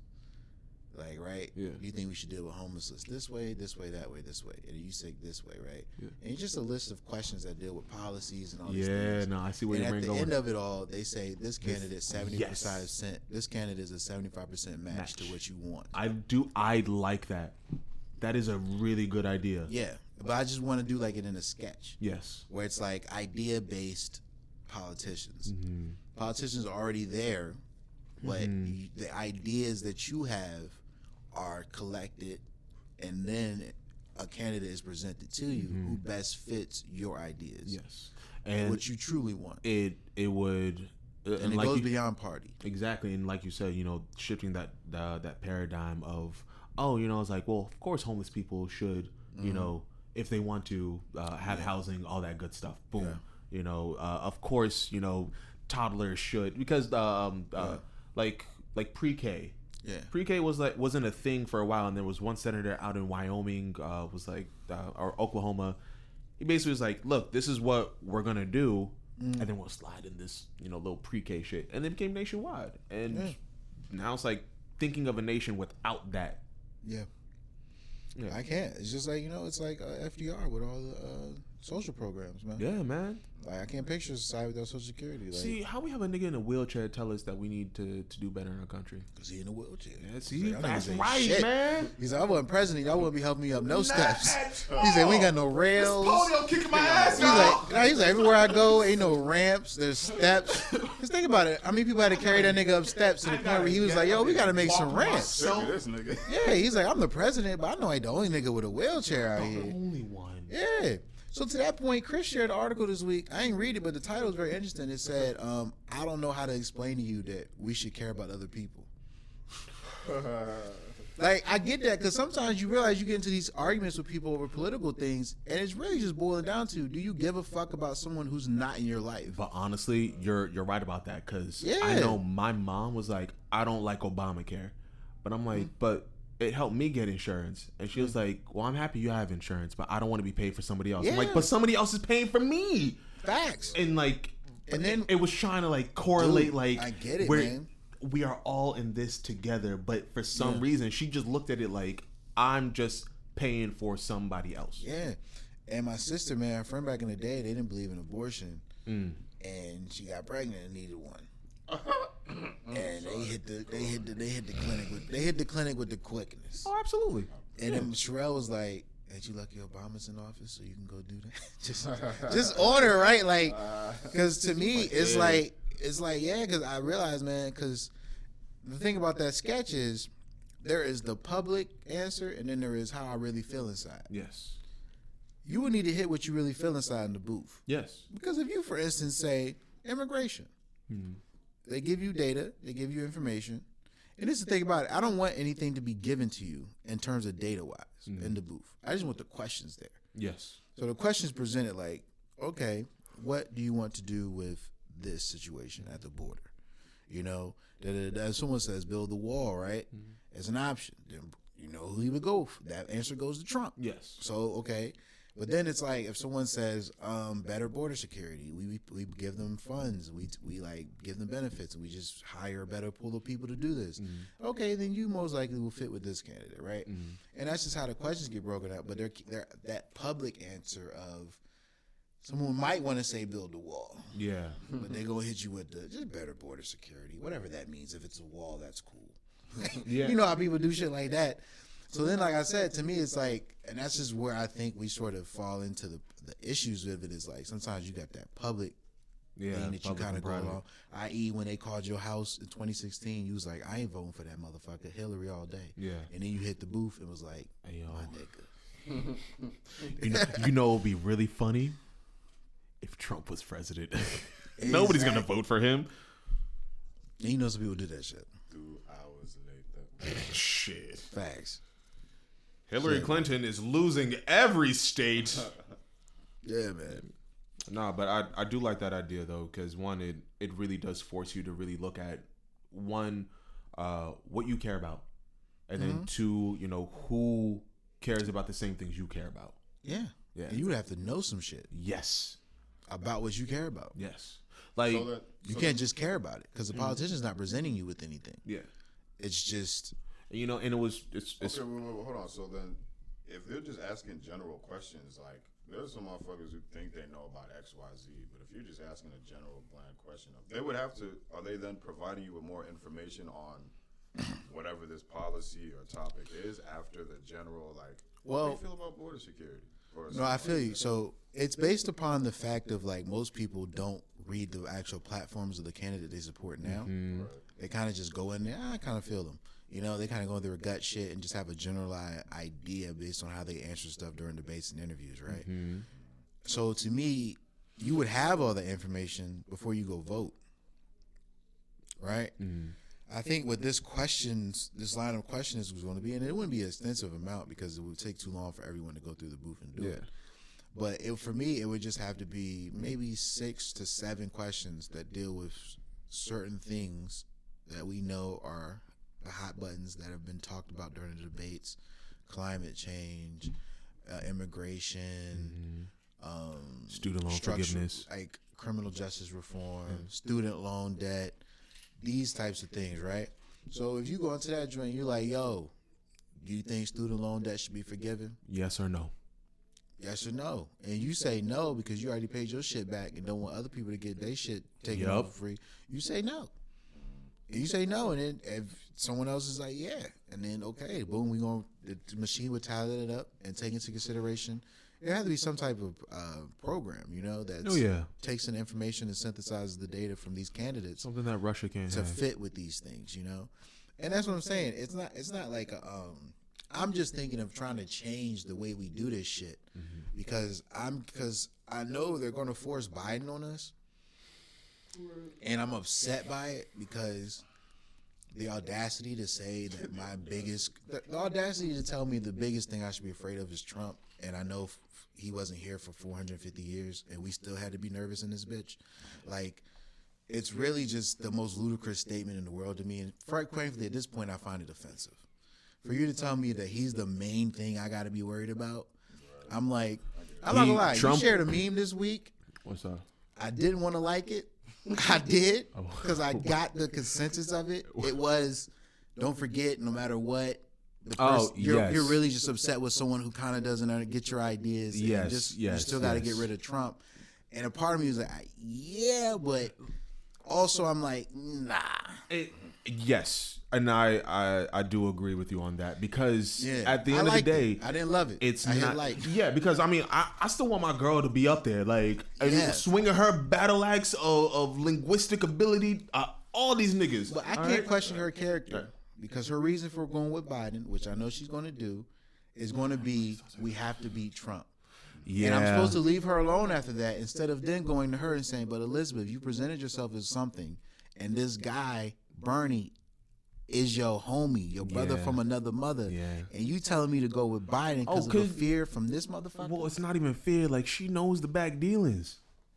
I know that. I know all that already. Yeah, so like it's almost like I'm damned if I do, damned if I don't. But it's like she threw these little things out there. Bernie's sexist. She was doing these little things. But she did it, and she even said it the other day in the joint I sent you on IG, where she was like, Bernie needs to learn how to control his followers on the internet a little more. I was like, is he a god? How you supposed to control what people say online? If Beyonce can't control her followers, that's what I'm saying, bro. It's like he can't control that shit. And then when she said that, I was like, she's just pivoting. She's finding a way so that when she doesn't support Bernie, it doesn't look like it's solely because the establishment told her so. And it's upsetting me. Because I get it. Everything's supposed to, we're supposed to understand all the fuck because shit Kamala just came out and said that she's going to support Biden as well. It's like, I know. So to me, I get it. We're all supposed to be in the mission of beating this guy. Right. I understand that. But did you see that Jesse Jackson supported Bernie? I saw that. Yeah. Bernie had mad reverence for the man. Right. Yeah. And I get that. That's back in the day. He might have been the guy that pulled you into doing it. Yeah. You know, and I get it. There's been a lot of things about Reverend Jesse that we haven't agreed with over the past 10 to 15 years. You know, but this one is like, all right. You know. I still have reverence for the figure. Like, I still got reverence for Jim Brown and all of them. Of course, yeah. You know, a lot of, he still went to Trump Tower, but I'm like, that doesn't defute what he did. You know what I'm saying? It doesn't defeat it. That just simply makes you go like, okay, I see everything can't always stay the same. No. You know? Things change. But to that point, man, I'm with you. So Bernie got that endorsement. I'm just very interested, bro, because right now we essentially have, like I said, the oligarchy saying, look, we the oligarchy, but ain't we nice to y'all sometimes? And then the other party saying, look, we the oligarchy and fuck y'all poor people. Yeah. And y'all niggas. Yeah. At least we know what they stand for. Yeah, and to me, the issue of it is it's both class. The Republicans essentially, it's like class and racism. and the Democrats is class and anti-blackness. It's like it's like kind of I know the difference between racism and anti-blackness. You know what I'm saying? Stop and frisk is racist.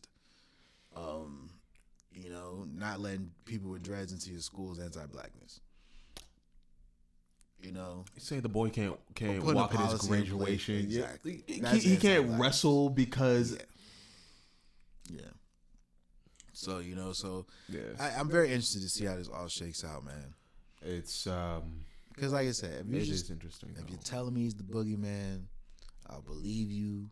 But you did this last time. We all went in that joint and hit the button.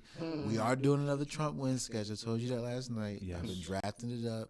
We going back in. We're gonna try to get this one done sooner so it actually can count towards the no. Now we vote hashtag we ended the other one with. Yeah.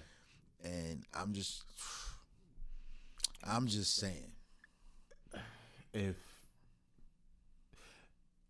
if he does, and I'm gonna say if, because there are a lot of motherfuckers that one are looking at Biden because he's familiar, and two, they think they're gonna get some sort of version of Obama back. Mm-hmm. But if Trump wins again, I swear, I gotta leave. I can't, because these white people are a little too emboldened. I know I'm not going nowhere because I'm poor. Yeah. I'm at least getting a vacation now. Oh, like I have to leave. Yeah. I have to leave. I definitely believe he's going to win. Man, because it's like the way I see it is it's not just him. It is the man that shot 2 black people at a Kroger in Kentucky last year. Gotcha. I was about to say, which one you talking about? No, I know exactly, because that one I feel like it was just like, all right, it happened. I'm like, no, like this man went into a grocery store and selected black people out of everybody that was there. Yeah, he went to kill niggas there. Right, and it's just like, how? Yeah. He got up that morning with it on his heart. Yeah. Did you see that shit I sent you in the group chat where that white dude was injecting women with his semen? Huh? Yeah, you ain't see that, bro. I shared that shit. The story broke.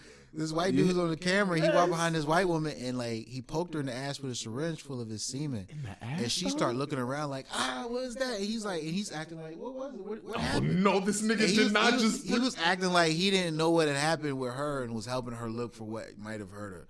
That shit was like, that's wow, nasty. Bro. He was injecting women with syringes full of his semen, bro. That's that 4chan shit right there. Bruh, that's got the podcast right there. That's what? Yeah, dog. It's getting crazy out here in these streets, bro. Absolutely not. No. Like, you know what? He honestly, we need to make another skit because if he wins, we need to have a skit to encourage every single black person to register for firearms. No, the Chappelle method. Yeah, I got you. Yeah, no, because like there needs to be like a drastic shift. Yes. The thing is though, yes, like, oh, y'all going this way? I want, and this is like where I kind of have to always put the heart before the mind, you know, because of my mind. Oh, how I want y'all niggas to fill this motherfucking office. Because niggas is getting on my nerves. I swear, bro. What niggas really getting on my nerves. Dog. What did niggas do? This is what we do. We don't focus on shit, bro. No. I just want focus. That's all I want is focus. You know, we need focus on your life, what you want to do in your life.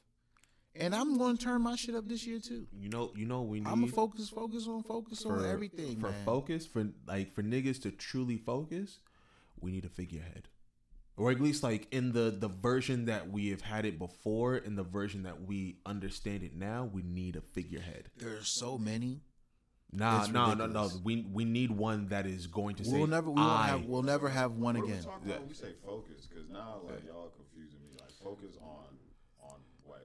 Betterment, improvement. Bro. Yes, improvement. Just everything. Yes. Like, and to me, ours is revving up this year towards our passions, towards what we want to do. Oh, you mean? But every aspect you mean like of niggas is in like niggas. Just focus. I mean like the people you know.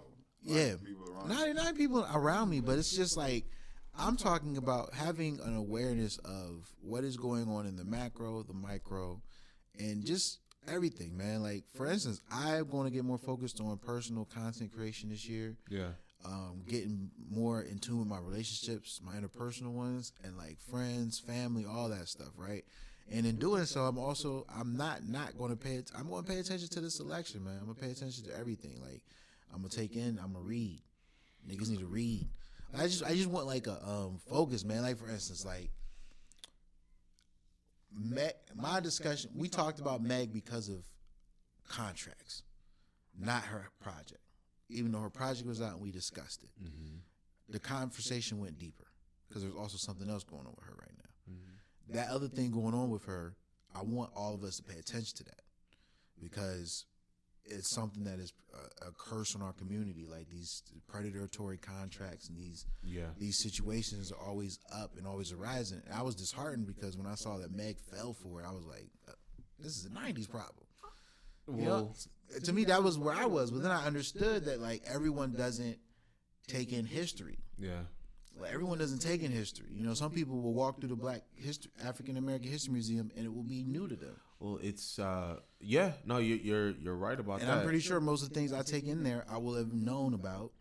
I'm just going to be seeing live pieces, like you said, Emmett Till's casket, and just all these artifacts will be there and present. But you're approaching it from the Joe Budden like ideology, like where it's like I don't see anything wrong with Joe. No. There's nothing wrong with it, but there are so many people like I know, right? Like trying to be an actor, nobody in my family has done art like this, and so if I were to bring them a contract, it might look good to us. It might look good to them. Yeah. You know, but it might be the most trash content.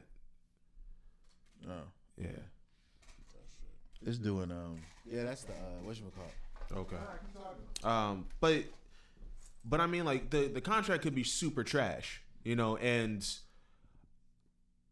since I don't have that type of understanding in my circles, then I might not be getting the best kind of knowledge in that particular sense, you know. Yeah. Whereas, you know, Drake coming up, you know, when we referenced earlier, it's like his family already had some sort of, you know, in industry ties, you know, within music. So when he sees something, it's like, all right, you know, I understand where my position is right now, but I understand what I can give you. So this is the contract that I propose. Yeah.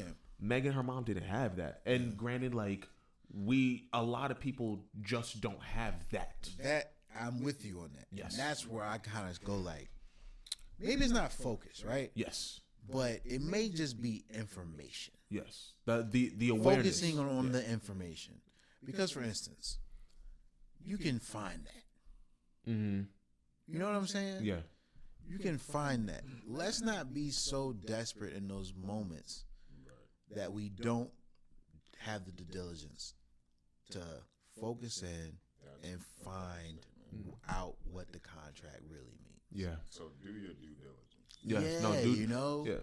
And I think I want that just across the board. And not necessarily to say it's happening. It's definitely happening. Oh, it's way better than it was 4 years ago. Oh, yeah. Like, it's way better than it was 6 to 8 years ago. And then I can't even speak before that because I was not even conscious to this level yet. So it's like... Still. Huh?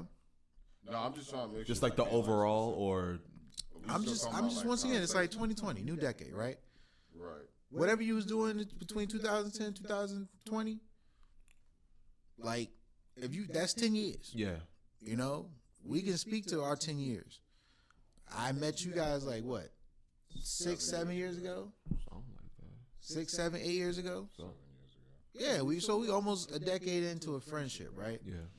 During that time, most of us, you know what I'm saying, relationships come and go, debt, niggas been broke, niggas been broke at the same time, like, you know what I'm saying, like, you know, to me, and it's just like, I don't know, man, I just want a concerted effort, and I think that it's like, it's speaking for me about like, what do we want to get into, you know what I'm saying, because that's why I think it's gonna be good, because I was telling you earlier, like, I think coming and getting on camera once a week will make me start to eat better. Yeah. You know, just because I'm going to be seeing myself while I'm editing. I'm going to be like, dang, you fat as fuck. And I'm going to just see that. You know, and I'm just see it over and over again because I'm not posting selfies every day on the gram. So I get why these women are obsessed with how they view themselves because they're always viewing themselves. So it's like, yo, you ain't gonna like it how your thighs look right there. If every moment you see your thighs and you editing them and photoshopping them and shit. True. At some point you're gonna be like, let me just get my thighs in shape. Yeah. Instead of photoshopping these joints all the time. Yeah. You know. Cool. Yeah, I've definitely put on a good like 20, 25 pounds since y'all met me. But yeah, I was watching a Burna Boy interview. He's like a very popular artist right now. And they was asking him about this new project. He's like, you know, do you feel nervous about this shit you about to drop? And he was like, I've been doing this for so long, like, I should only be making good decisions at this point. Like, we've all been, I feel what you're saying, like, we've all been alive long enough, like, you know better, you do better. You know what I'm saying? So, like, the dumb shit we was doing 10 years ago, we should not be doing. Like, absolutely. Right now, 20. Like, you know you should be eating better. I'm also trying to eat better.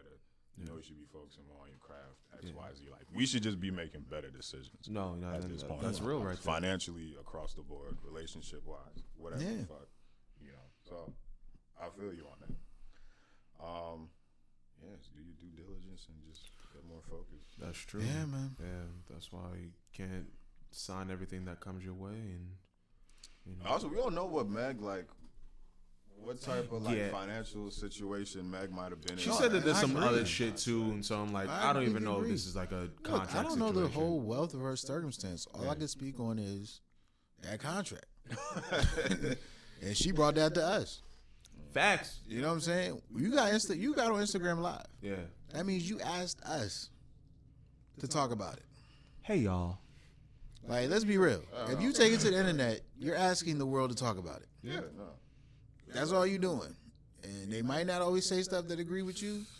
They might not always make you feel good inside. But when you bring shit to the public, because niggas ain't got shit to do but talk. Asking to be critiqued. Yeah. Everybody got a podcast, man. Everybody need content. You got everybody out here talking about this joint. You Googled this shit. You looked up the contract, nigga. Sorry. That's more. No, I'm not sorry.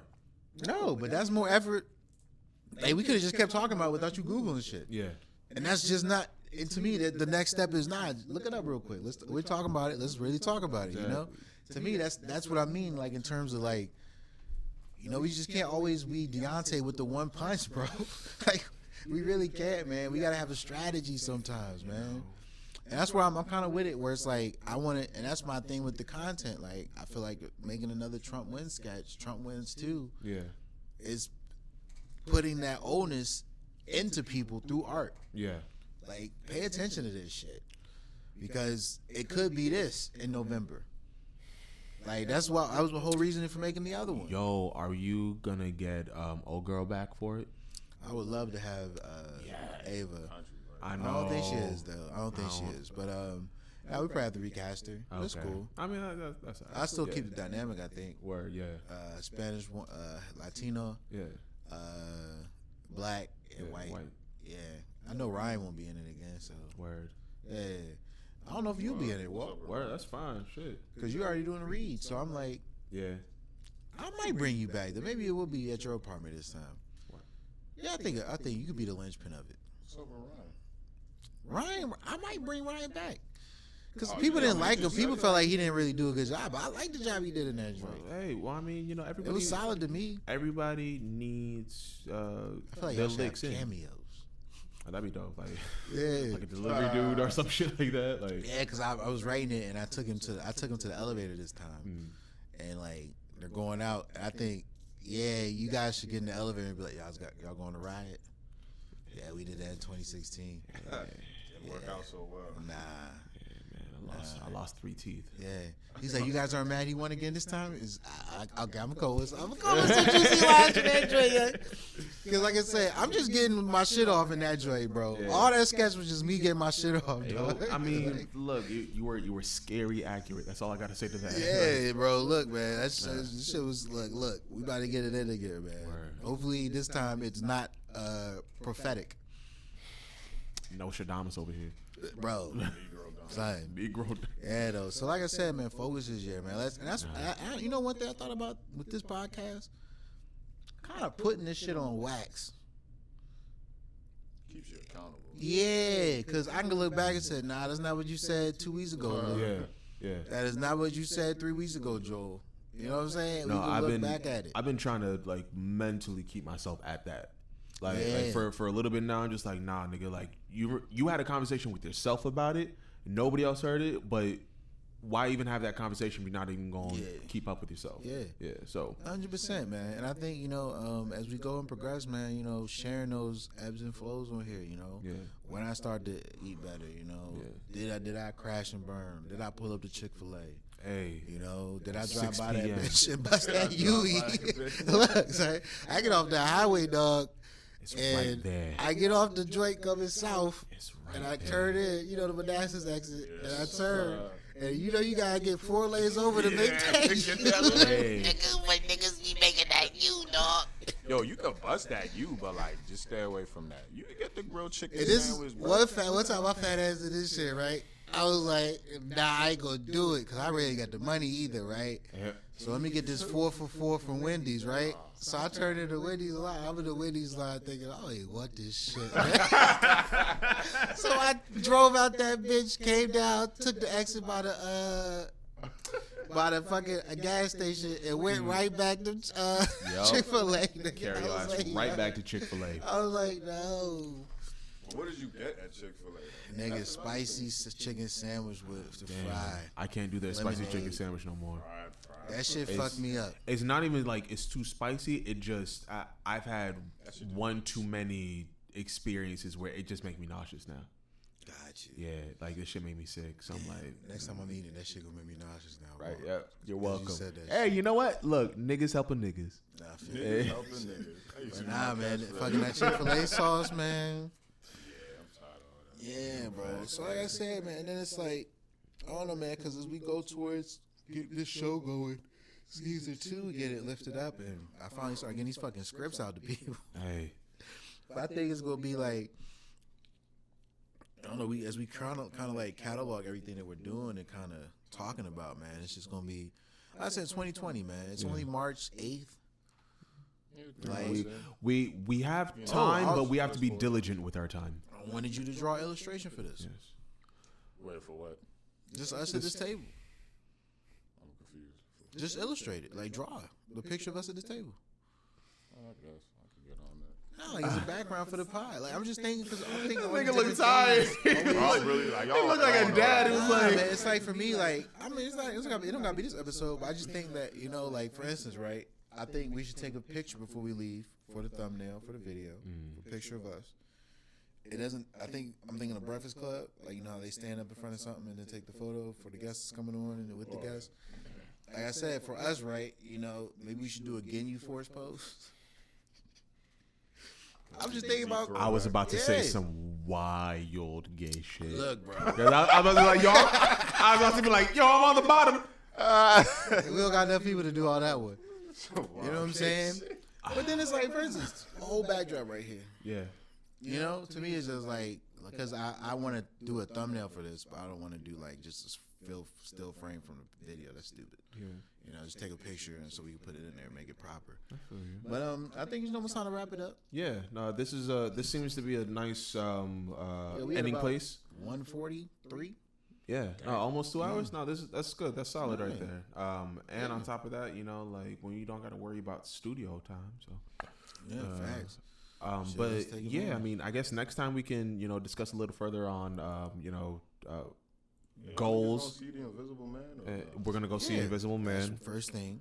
And might even see the photograph. I got a little shorty that I can take with me. So I won't be seeing the photograph. Don't need a shit. Not me watching that. It's funny. I don't get lonely. Word. Yeah. That's beautiful right there, honestly. Yeah. Sometimes I be thinking, I'm like, damn, do I have to do it? And I be like, that shit sound exhausting. Nigga. Son. You good. I think I'm too lazy to be lonely. You good. If I'm being dead honest, I'm really good at entertaining myself, yo. No, I'm with you. Like, yeah. But that save it for I the come pod. back on the masturbation. Save it for the pod. But save it for the pod. You about to get into some wank talk. All right. Some wank Nah, wank talk. It was just I just really was thinking about this shit, man. I'm about to be 30. You know what I'm saying? Yeah. Shoot, I ain't had a long-term girlfriend in forever. Had a couple of joints, maybe some tryst at work. Hey, no. We got to say this. Because there's. Don't worry. No, because there's going to be a whole relationship episode. I'm not going in. There's going to be a whole relationship episode. I'm not going that deep with it. Right? I'm just speaking to so I think, for instance, like, let's have a like, for instance, what do I think we should say at the end of each episode, something we may want to talk about next week, and then bring that topic to a head with focus, due diligence, and clarity. You know?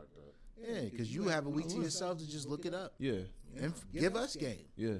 You know? Pick something that you want to learn more about. Learn what you're going to learn from it through the sources you choose. This nigga giving his homework pretty much. Absolutely. I mean, not necessarily. It's just... Professor Joel. I was about to go look up some articles on The Invisible Man. Yeah. Just because I like the movie. Exactly. I'm not gonna lie though, I do want to look up more on contracts, because with this Megan situation and like especially with the situation that we're in, I mean, it could literally be us. Exactly. So I mean, that's what I'm saying. I think right? it's, like it's. Oh shit! Camera. Yeah, man. Like contracts seem really, really interesting, especially because I feel there are more players on. What? Oh damn. Well, I mean, I guess this is the end of it. You know, we unfortunately for you YouTube listeners or YouTube viewers, we no longer have video, but we still have a little bit of audio. We're just gonna go ahead and wrap this up. First thing I'm gonna do is get a bigger fucking chip for this camera. There you go. Yeah. But yeah, most likely we'll have a picture of it. It's the ending, the same picture from the thumbnail. But I can't even take the picture. Well, we use phones. But anyway, so so we gonna go ahead and you know what you should do in this one. You should just Photoshop us just on like a random picture. Like if you just get like random I'll put it in there if you make it. Shit. All right. Well, I don't know how to use Photoshop, but I'll learn. That's the thing about it. Yeah. If there's an idea. I'm about to put us next to T-Rex. If there's an idea that manifests itself while we talking, I'm be like, you do it, nigga. Like, I'm be like, you do it. That's what I'm saying. I'm be like, you do it. Like, okay, if that's what we want on a T-shirt, show me what it looks like on a T-shirt, Lou. You know what I'm saying, man? And we could make one of them, put it in the back, and then people like, yo, where you get that shirt from in the back, man? Next episode, I'm gonna pull up with a fucking, you still eating that swine, brother? You still eating that swine, brother? Oh, I see you still eating that swine, brother. I see you still eating that swine, brother. But anyway, all right. I still have the World Is Up My Day podcast. I've been Joel Boris. It's your boy Louis XV signing out, and it's your other boy Walter Riddle. Peace. Thank you for listening.